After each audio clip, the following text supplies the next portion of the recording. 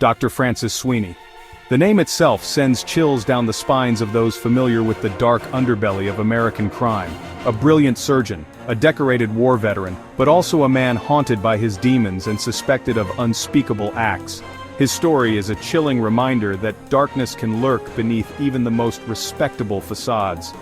Sweeney's life was a twisted tapestry of accomplishment and depravity.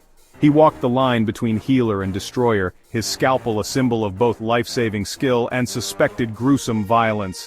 Did this respected doctor succumb to the whispers of madness, becoming a monster who stalked the night? The torso murders of Cleveland, a string of brutal dismemberments that terrorized the city in the 1930s, remain unsolved to this day. Could Dr. Francis Sweeney, a man with the medical expertise to dissect a human body with chilling precision, be the perpetrator?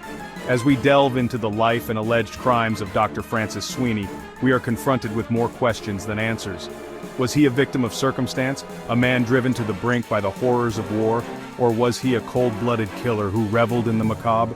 Prepare yourself, dear reader, for a journey into the heart of darkness. Francis Sweeney's early life held the promise of a bright future.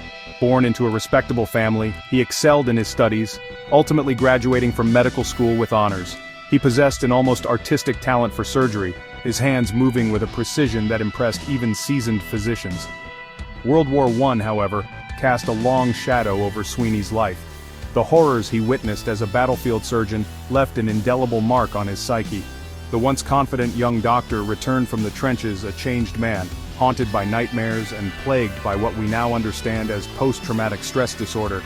Seeking solace, Sweeney turned to alcohol, the bottle becoming both a crutch and a curse. His descent into alcoholism was swift and brutal. His once promising career faltered, his marriage crumbled, and the whispers about his erratic behavior grew louder. It was during this period of personal turmoil that Sweeney's name first arose in connection with the grisly crimes that would forever stain the annals of Cleveland history. Had the respected doctor, driven to the edge by his demons, transformed into a monster? The year was 1935. Cleveland, Ohio was in the throes of the Great Depression, its streets teeming with desperation and despair. It was against this backdrop of societal unrest that a series of gruesome murders shocked the city. The victims, mostly transients and marginalized individuals, were found dismembered, their bodies often drained of blood, and expertly dissected. The killer, dubbed the Mad Butcher of Kingsbury Run, seemed to possess a chilling knowledge of human anatomy. Fear gripped the city as the body count rose. Who was this monster who stalked the shadows, leaving a trail of carnage in his wake? The police were baffled, their investigation hampered by the lack of forensic technology and the seeming randomness of the victims.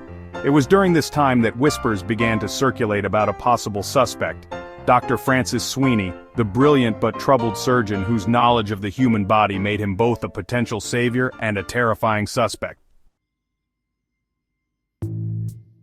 Enter Eliot Ness, the famed lawman who had brought down Al Capone's criminal empire.